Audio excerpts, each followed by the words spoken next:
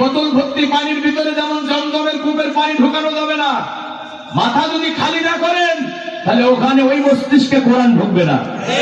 তাহলে আমরা এখন সমস্ত দলীয় পরিচয় ভুলে যাচ্ছি, আমরা এখন আল্লাহর গোলাম হিসাবে কোরআন শুনতে চাচ্ছি। আল্লাহ যা বলেছে, রাসূল যা বলেছে, কোন যুক্তি তর্ক ছাড়াই মেনে নেওয়া মুমিনের পরিচয়। কথা হাসান আল মামুন বলেছে, কথা মাওলানা রফিউল ইসলাম বলেছে, কথা পীর সাহেব বলেছে, শুনেই মানা যাবে না। মানার নীতিমালা কোরআনে আছে না নাই? ফাইন তানাজাতুম ফি শাইইন ফারুদ্দুহু ইলাল্লাহি ওয়া রাসূল।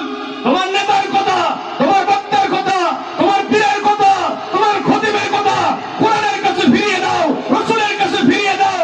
যদি মিলে যায় আনুগত্যের মস্তক অবনত করে দাও, যদি না মেলে মানা তো যাবেই না, বরং ডাস্টবিনে ছুঁড়ে ফেলে দাও। আল্লাহ বলেছে, রাসূল বলেছে, চোখ বন্ধ করে মেনে নিতে হবে। রাজি আছেন তো আপনারা?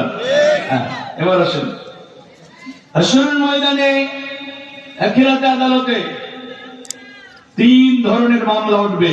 কয় ধরনের? ধরে বলেন। আল্লাহর আদালতে মামলা উঠবে কয় ধরনের? এক প্রকার মামলা হলো ক্ষমার অযোগ্য মামলা। দুই নম্বর মামলা হলো আল্লাহবাদী মামলা। 3 নম্বর মামলা হলো বান্দাবাদী মামলা। কয়টা হলো? 1 নম্বর ক্ষমার অযোগ্য। খুব মনোযোগ ভাইরা বোনেরা শোনেন। 1 নম্বর মামলা হলো ক্ষমার অযোগ্য, 2 নম্বর আল্লাহবাদী, 3 নম্বর বান্দাবাদী। ক্ষমার অযোগ্য মামলা হলো শিরক, কুফর, নেফাক। তো বলেন, শিরক, কুফর, নেফাক, এই 3টা অপরাধ হলো ক্ষমার অযোগ্য। কেউ যদি শিরক করে মারা যায়, কেউ যদি কুফরের গুনাহ নিয়ে মারা যায়, কেউ যদি নেফাকি ইতিকাদি অন্তরে লালন করে মারা যায়, আল্লাহ যদি আমলনামা খুলে দেখে বান্দার আমলনামায় শিরক আছে, কুফর আছে, নেফাক আছে, ও আমার ভাইরা, বাকি জীবনে আপনি কত ভালো আমল করেছেন আল্লাহ এটা দেখবেন না। ফালা নুকিমু লাহুম ইয়াওমাল কিয়ামাতি ওয়াজনা। আল্লাহ আপনার আমলনামা আর মিজানের পাল্লায় ওজনই দেবেন না। আপনার ব্যাপারে আল্লাহর চূড়ান্ত রায় ঘোষণা হবে, আপনি জাহান্নামী, কোনদিন আর জাহান্নাম থেকে বের হতে পারবেন না। এখন এই অপরাধ কি শুধু পুরুষরা আসামি হবে না মহিলারা হবে? আমার মনে হয় এই আলোচনা আপনারা যারা শুনেছেন আলহামদুলিল্লাহ, তবে নতুনই হবে। শিরক করে মারা গেছেন, কুফরের গুনাহ নিয়ে মারা গেছেন, নেফাক নিয়ে মারা গেছেন, ক্ষমা হবে না, ক্ষমা হবে না, এটা ক্ষমার অযোগ্য। এখন 3টাই থাকা লাগবে এমনটি না, মানে শিরক, কুফর, নেফাক একসাথে থাকা লাগবে এমনটি না। এই 3টার কোন একটা নিয়ে যদি কেউ মারা যায় তওবা না করে, তাহলে সে চিরস্থায়ী জাহান্নামী। তাহলে এই অপরাধগুলোর ব্যাপারে জানার দরকার আছে না নাই? এই ব্যাপারে আলোচনা এখন হয় না। আমি তো হতবাক হয়ে যাই, লক্ষ লক্ষ কোটি কোটি মানুষ এই অপরাধের সাথে জড়িত, অথচ আলেম ওলামারা এই ব্যাপারে জাতিকে সচেতন করে না। শিরক কি জাতি জানেই না, কুফর কি জানেই না, নেফাক কি জানেই না। আচ্ছা, না জেনে যদি কেউ বিষ খায়, বিষ কি তারে ক্ষমা করবে? তো না জেনে শিরক করলে তো আপনার শিরক করার সাথে সাথে ঈমান এবং আমল দুইটাই বাতিল হয়ে যাবে। তওবা না করে যদি মারা যান, চিরস্থায়ী জাহান্নামী। 2 নম্বর আল্লাহবাদী মামলা। শিরক করেন নাই, কুফরি করেন নাই, নেফাক লালন করেন নাই, আল্লাহর কিছু হক আপনি নষ্ট করে ফেলেছেন। আল্লাহ পাক বান্দারে ডাকতে বলবে, আমার গোলাম এদিকে আয়, অমুক দিন অমুক জায়গায় অপরাধটা করছিলি কিনা। বান্দা মাথা নিচু করে অপরাধীর চেহারা নিয়ে আল্লাহর আদালতে দাঁড়িয়ে ভয়ে কাঁপতে থাকবে আর বলবে, রব্বুল আমিন, শয়তানের প্রচারণায়, প্রবৃত্তির তাড়নায় আমি অপরাধ করে ফেলেছিলাম, ও আল্লাহ আমারে ক্ষমা করে দাও। আল্লাহ বলবে, গোলাম তুই অপরাধ করেছিলি, আমি জানি আর তুই জানিস, আর কেউ জানে না। দুনিয়াতে তোর অপরাধগুলো আমি প্রকাশ করি নাই, আজকে হাসরের ময়দানে কোটি কোটি মানুষের মাঝে প্রকাশ করে তোরে লাঞ্ছিত অপমানিত করব না। যা গোলাম, আমি তোরে ক্ষমা করে দিলাম। আরো জোরে বলেন। এখন আল্লাহ যদি আপনারে ক্ষমা নাই করে, ওই যে আল্লাহর হক নষ্ট করে ফেলেছেন, আল্লাহ যদি আপনাকে জাহান্নামে যায়, জাহান্নামের শাস্তি ভোগ করার পরে আবার আপনি একটা সময় জান্নাতে যেতে পারবেন। রাসূলুল্লাহ শাফায়াত করে আপনাকে জান্নাতে নিয়ে যাবে। সূরা দোহার আয়াত যখন নাযিল হলো, ওয়ালা সাউফা ইউতিকা রাব্বুকা ফাতারদা, ও নবী মুহাম্মদ সাল্লাল্লাহু আলাইহি সাল্লাম, আল্লাহ পাক রব্বুল আমিন আখিরাতের ময়দানে আপনাকে এত বেশি নিয়ামত দেবেন যে আপনি সন্তুষ্ট হয়ে যাবেন। বিশ্ব নবী সাহাবীদেরকে ডেকে বললেন, আমার সাহাবীরা, জিবরিল আমিন ওহী এনেছেন, আল্লাহ আমার সাথে ওয়াদা করেছেন হাসরের ময়দানে আমি যতক্ষণ সন্তুষ্ট না হব, আল্লাহ আমার কথা শুনতেই থাকবেন, শুনতেই থাকবেন, শুনতেই থাকবেন। আমিও তোমাদের সাথে ওয়াদা করছি, লা আরদা ওয়া ওয়াহিদিন মিন উম্মতি ফিন্নার, আমার একজন উম্মত জাহান্নামে থাকা পর্যন্ত আমি রাসূল সন্তুষ্ট হব না। সুবহানাল্লাহ। আরো জোরে বলেন সুবহানাল্লাহ। আমি আমার গুনাহগার উম্মতদেরকে জাহান্নাম থেকে শাফায়াত করে করে বের করতে থাকবো। ভাইরা আমার, আল্লাহর হক নষ্ট করেছেন, আল্লাহ শাস্তিও দিতে পারে, মাফও করতে পারে, এটা কার অধিকার? আল্লাহ। এবার 3 নম্বর অপরাধ হলো বান্দাবাদী মামলা। আপনি দুনিয়াতে একজন বান্দার উপরে জুলুম করেছেন, আপনার একজন ভাইয়ের উপরে নির্যাতন করেছেন, অন্যায়ভাবে তার একটা থাপ্পড় মেরেছেন, অন্যায়ভাবে মিথ্যা মামলা দিয়ে জেলখানায় ঢুকিয়েছেন, তার ফাঁসির মঞ্চে ঝোলাইয়া দিয়েছেন। ওই লোকটার উপর আপনি জুলুম করেছেন। ওই মাজলুম অসহায় মানুষটা দুনিয়াতে প্রতিশোধ দিতে পারে নাই, কিন্তু মামলা দিয়া দিয়েছে কার আদালতে? ধরে বলেন। একজনের কাছ থেকে আপনি 10,000 টাকা দোকান বাকি করেছেন, আজ দেবো কাল দেবো করে আর দিলেন না, বাকি রেখেই আপনি মারা গেলেন। এমন কিছু আল্লাহর বান্দা আছে না? না। একজনের কাছ থেকে 20,000 টাকা কর্জে হাসানা নিয়েছেন, ঋণ নিয়েছেন, কিন্তু লোকটা টাকা যখন চায় ফোন করে আর ফোন ধরেন না। এখন টাকা নেওয়ার জন্য ওই আল্লাহর বান্দা যখন আপনার বাড়িতে গেছে, আপনি ধমক দিয়ে বলেন ছোট লোকের মতো বাড়ির উপরে চলে আসছে, টাকা দেবই না, পারলে আদায় করে দে। এরকম কিছু লোক আছে না নাই? হ্যাঁ, আবার মারামারও হয়, পাওনা টাকা চাইতে গিয়ে মারামারি হয়েছে, মারা গেছে, এরকম ঘটনা আছে না নাই? টাকা নেওয়ার আগে কলিজার ভাই আর পরিশোধ করার সময় সৎ ভাই, বাস্তবতা তাই কিনা? এখন ভাইয়েরা আমার, দুনিয়াতে যার উপরে আপনি জুলুম করেছেন, যার হক আপনি নষ্ট করেছেন, ওই লোকটা আল্লাহর আদালতে বিচার দেবে। আল্লাহ, তোমার গোলাম আমার কাছ থেকে 10,000 টাকা নিয়ে আর দেই নাই, আজকে তুমি ফয়সালা করে দাও। নবীজি বলছেন, হাসরের ময়দানে তো দিরহাম বিনিময় হবে না, টাকা পয়সা বিনিময় হবে না, ওই জালেমের আমলনামা থেকে নেকি নিয়া মাজলুমকে বিদায় করা হবে।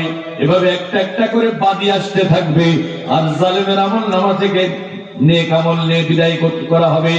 এভাবে বিদায় দিতে দিতে একটা পর্যায়ে গিয়ে জালেমের আমলনামায় আর কোনো নেকি থাকবে না। কিন্তু বাদী তো রয়েই গেছে, এত মানুষের উপরে দুনিয়াতে সে জুলুম করেছে, একটা একটা করে আসতেছে, এখন নেকি শেষ। নবীজি বলেন ওই মাজলুমের গুনাহ তার মাথায় চাপানো হবে। নবীজি বলছেন, নিজের নেক আমল নাই, অন্যের গুনাহ মাথায় নিয়ে যে লোকটা জাহান্নামে যাবে, তার মতো অসহায়, তার মতো নিঃস্ব, তার মতো হতভাগা আকাশের নিচে জমির উপরে আর একটা পাওয়া যাবে না। তাহলে ভাইরা আমার, জালেম হওয়া ভালো না মাজলুম হওয়া ভালো? জোরে বলেন। মাজলুম হওয়া ভালো, জালেম হওয়া ভালো না।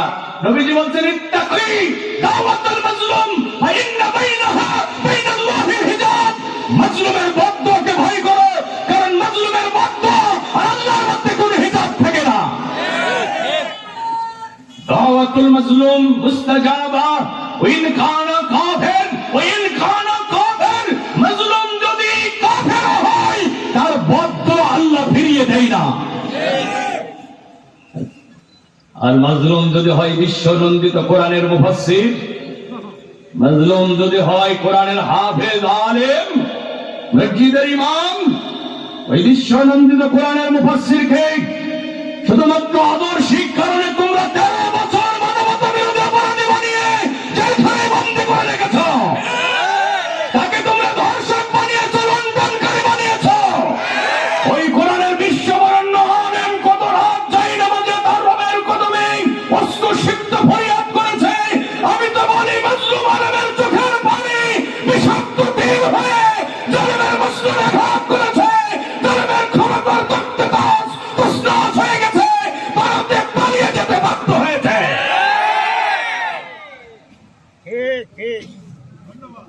ভাইরা আমার, জালেম হওয়া যাবে না। যে পরিমাণ জুলুম নির্যাতন লেডি ফেরাউন আর তার দোসররা আমাদের উপরে করেছে, আমরা যদি প্রতিশোধ নিতাম বাংলাদেশ রক্ত সাগরে পরিণত হয়ে যেত। আমরা ক্ষমার নীতি অবলম্বন করেছি।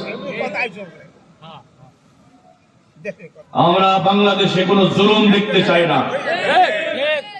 আমরা ন্যায়, ইনসাফ, শোষণ মুক্ত একটি জাতি দেখতে চাই।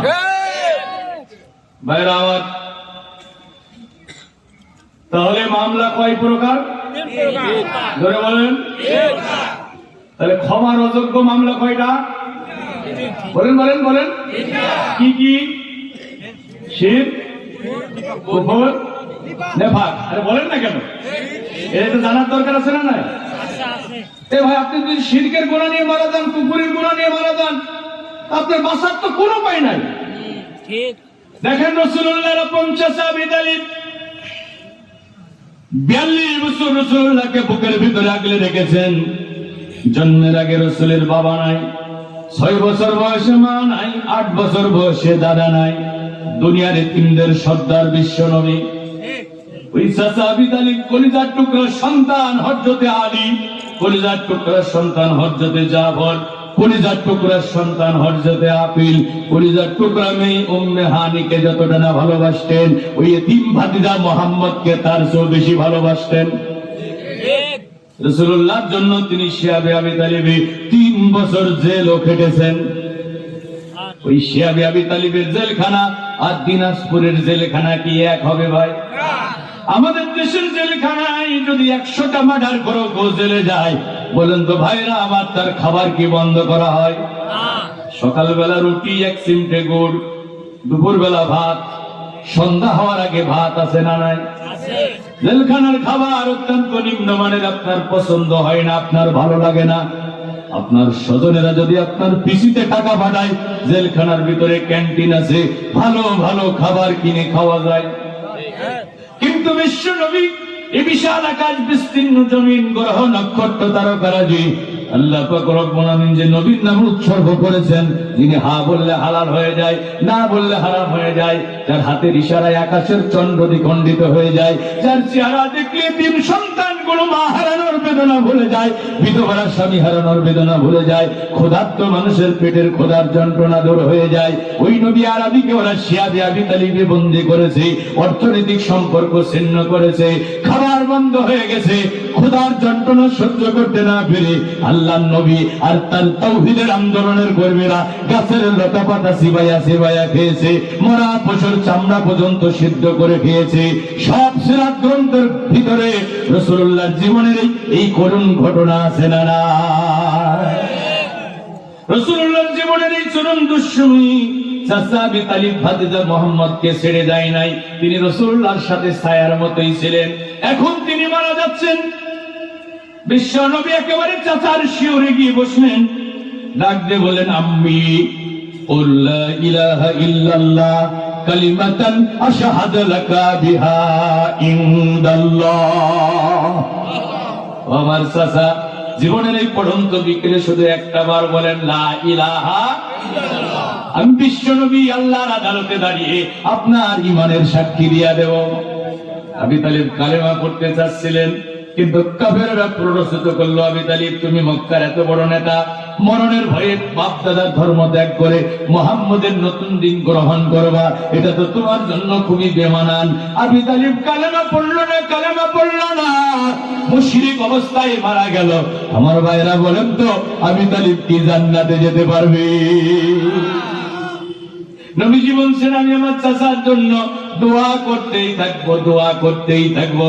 আল্লাহ পাক রব্বুল আমিন কুরআনুল কারীমের 9 নম্বর সূরা তাওবার 113 নম্বর আয়াত নাযিল করে নবীজিকে চূড়ান্ত নিষেধাজ্ঞা জারি করলেন, মা কানা লিন-নাবিয়্যি ওয়াল্লাযীনা আমানু আন ইস্তাগফিরু লিল মুশরিকিন। নবী এবং মুমিনদের উচিত হবে না মুশরিকদের জন্য দোয়া করা, যদিও তারা তাদের নিকটাত্মীয় হয়,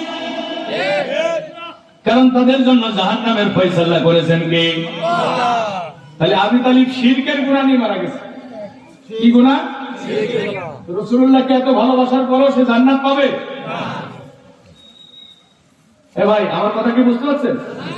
মুশরিক অবস্থায় মারা গেছে। রাসূলকে আল্লাহ বলেছে দোয়াও করা যাবে না।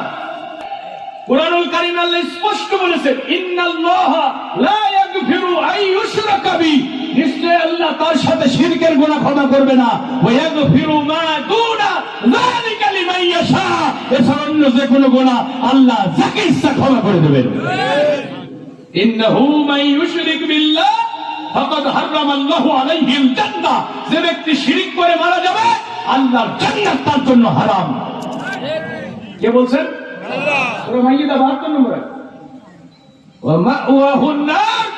তার শেষ ঠিকানা হবে জাহান্নামের প্রজ্বলিত আগুন। আর তার জন্য কোন সাহায্যকারী থাকবে না। এই ঘোষণা কার? আমারে বলবেন যে হুজুর আপনি কোথা থেকে জানেন? আমি কিভাবে জানবো? আল্লাহ তো কোরআনে বলে দিয়েছে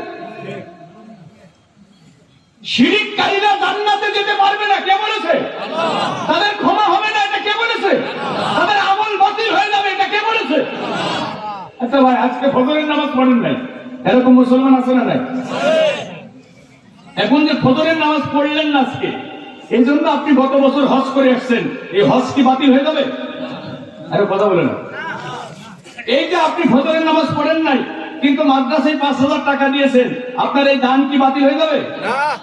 কিন্তু শিরিক করার সাথে সাথে আপনার বিগত জীবনের সব আমল বাতিল হয়ে যাবে। আমি শিরকের উপরে পড়ালেখা করতে গিয়ে বারবার আমার হৃদয় প্রকম্পিত হয়েছে। এত কঠিন ভয়ানক কথা আল্লাহ বলেছেন। শোনেন, কুরআনুল কারীমের সূরা আনামের ভিতরে আল্লাহ 18 জন নবীর নাম উল্লেখ করলেন। কতজন? বড় বড় 18 জন নবীর নাম উল্লেখ করে এবার নবীদেরকে উদ্দেশ্য করে আল্লাহ বলেন, ওয়ালাউ আশরাকু লাহাবিতু আনহুম মা কানু ইয়ামালুন। আমার নবীরা, তোমরাও যদি শিরিক করতা, আমি আল্লাহ তোমাদের জীবনের সব নেক আমল বাতিল করে দিতাম। এ ভাই, নবীরা শিরিক করলে যদি আমল বাতিল হয়, আমি হাসান আল মামুন শিরিক করলে আমল থাকবে না।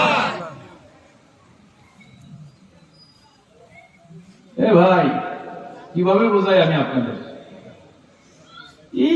এই বিষয়গুলো প্রত্যেকটা মুসলমানের জানা উচিত। ফরজ এগুলো জানা। সবাই যে দিনের ফোকে আলেম হবে এমনকি না, সবাই ইমাম আবু হানিফার মতো আলেম হবে বিষয়টা এমন না। সবাইকে দিনের মৌলিক জ্ঞান অর্জন করতে হবে।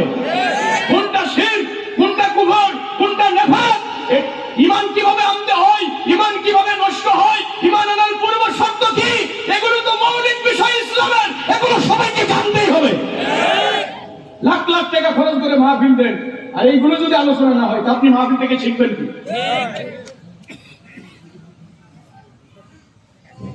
এখন কি সব কিসসা কাহিনী পাগল।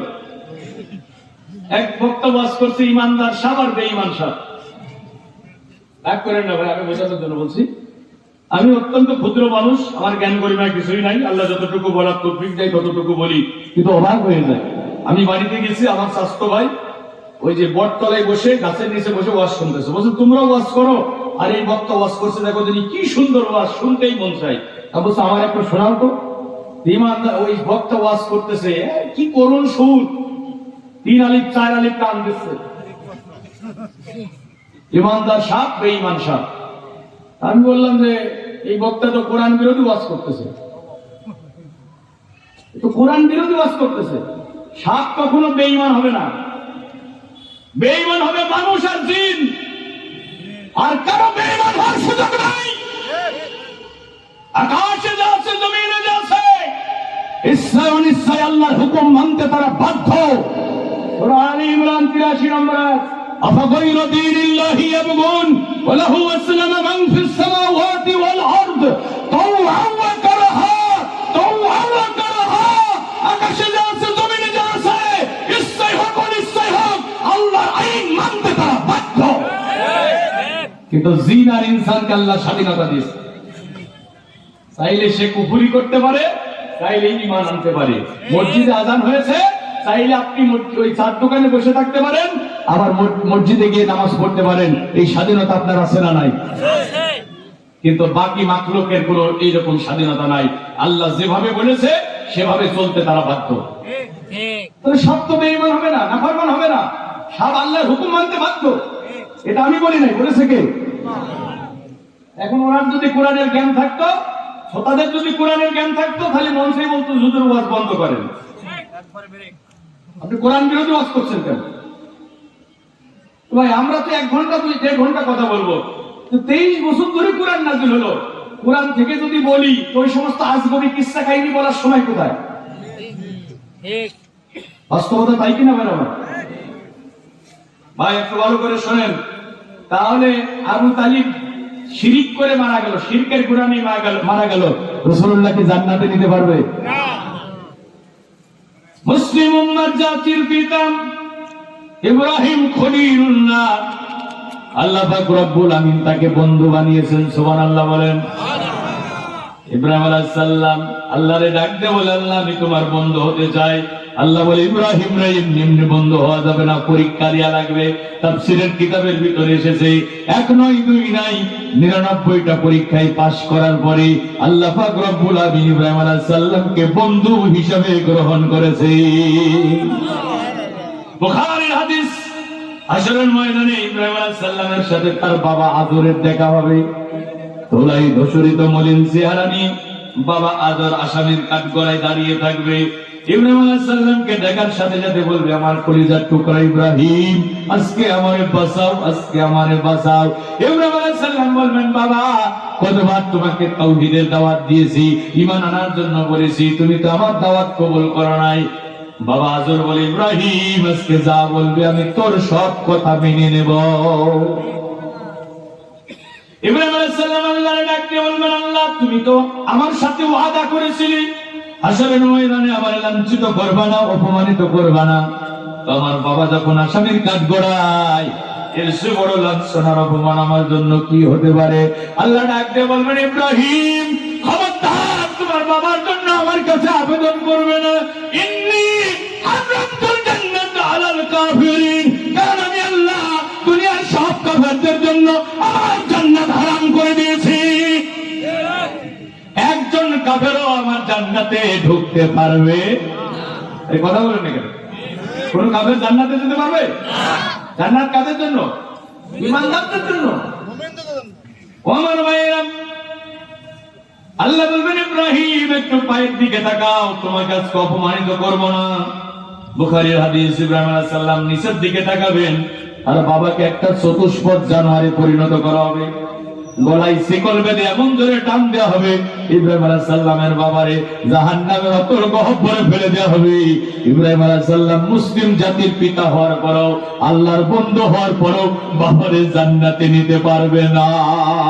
কারণ বাবা ইব্রাহিম কুফরি করে, শিরিক করে কবরে গিয়েছে, দুনিয়া থেকে বিদায় নিয়েছে, তার আমলনামায় কুফর আছে, শিরিক আছে, এইজন্য ইব্রাহিম আলাইহিস সালামও জান্নাতে নিতে পারবে না। কুফরের ব্যাপারে আল্লাহ পাক রব্বুল আমিন বলেন, সূরা মুহাম্মাদের ভিতরে আল্লাহ পাক রব্বুল আমিন বলেন, ভাইরা আমার, আল্লাহ পাক রব্বুল আমিন বলেন, ইন্নাল্লাযীনা কাফারু ওয়া সাদ্দু আন সাবিলিল্লাহি ثم ماتوا وهم كفار فلن يغفر الله لهم জোরে বলুন আল্লাহু আকবার। নিশ্চয় যারা কুফরি করবে আর আমি আল্লাহর পথে বাধা সৃষ্টি করবে আর কুফরির উপরে মৃত্যুবরণ করবে, কুফরি করতে করতে মৃত্যুবরণ করবে, আমি আল্লাহ কখনোই তাদের ক্ষমা করব না। এটা আমি বলছি না, আল্লাহ বলছে। কুফরির গুনাহ নিয়ে মারা গেলে ক্ষমা হবে না, শিরকের গুনাহ নিয়ে মারা গেলে ক্ষমা হবে না। এটা কোথায় আছে? আচ্ছা, কোরআনের কথা সত্য না মিথ্যা? কোন সন্দেহ আছে? এই কোরআন যদি কেউ সন্দেহ করে তার ঈমান থাকবে না। এবার মুনাফিকদের ব্যাপারে আল্লাহ কি বলছে? ইন্নাল মুনাফিকিনা ফিদ দারকিল আসফালি মিনান নার, মুনাফিকরা শুধু জাহান্নামে যাবে না, জাহান্নামের সবচেয়ে নিম্ন দেশে থাকবে।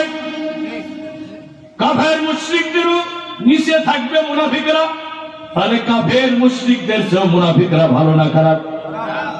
জোরে বলেন না কেন? খারাপ। কারণ মুনাফিক থাকে মুসলমানের ভিতরে আর কাফের থাকে মুসলমানদের বাইরে। কাফেররা বাইরের দুশমন আর মুনাফিকরা ঘরের দুশমন। এ ভাই, দুশমন আছে আমার দোসরে, সেই দুশমন থেকে আপনি সাবধানে থাকতে পারবেন কিনা? পারবেন। কিন্তু দুশমন যদি আপনার ঘরের ভিতরে থাকে কি বাঁচতে পারবেন? তো মুনাফিকরা হলো ঘরের দুশমন আর কাফেররা হলো বাইরের দুশমন। এই জন্য মুনাফিকরা মুসলমানদের ভিতরে থাকে, মুনাফিকরা নামাজ পড়ে, মুনাফিকরা রোজা রাখে, মুনাফিকরা জিকির করে, মুনাফিকরা মসজিদ মাদ্রাসার খেদমত করে, মুনাফিকদের মাথায় টুপি থাকে, দাড়ি থাকে, জুব্বা থাকে। মুনাফিকরা ইসলামের আনুষ্ঠানিক ইবাদত বন্দেগী পালন করে, কিন্তু মুনাফিকরা কাফিরদের সাথে ষড়যন্ত্র করে ইসলামের বিজয়কে ঠেকানোর জন্য ষড়যন্ত্র করে।